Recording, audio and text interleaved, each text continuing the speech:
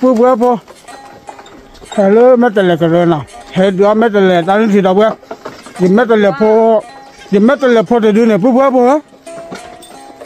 À vậy gửi sao gì mua bao là đưa đó. À vậy bao lô. À vậy để thay là xích đó là đó đi nào. Thay là tao là đi đâu bữa bác sĩ giờ tao ta kiểm suy cái nào chạy chạy phu. Sợ khai. Tao là thắc khi ra đi nào. Ta cầm được thôi kìa má, ta được thôi. Nên này lọc lo này đi, phép lo này.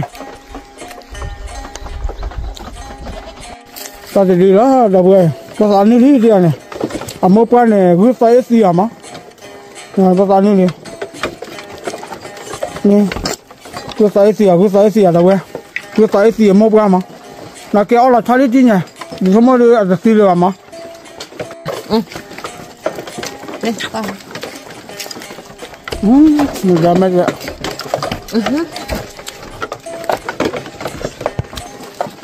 Ta đi ra một cái cứ phải gì là đâu vậy bắt lưỡi ra nên chi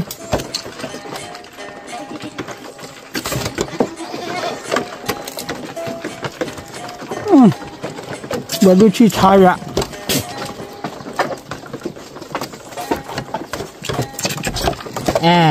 wow thịt vậy nè được mấy cái ôm mình ta vậy nè để tham qua rồi thằng này mày lại thịt rồi mày lại thịt đi khu vực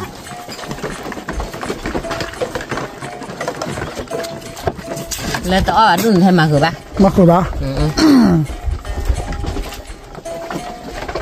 mày pla chỉ bằng khi chạy lại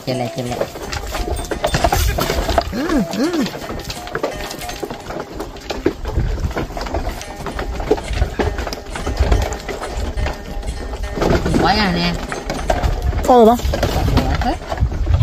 mà bữa kìa quả đó đắt hơn rồi tôi đã mà hả cái đi này cô nhà lỡ là cha thuê gì đó đây đi này mà thuê gì đưa ra bữa cái cha thúi rồi mà nè lấy đưa đi là mất rồi là cứ phải gì mua bữa cái lia này nó ấp này cái đi bé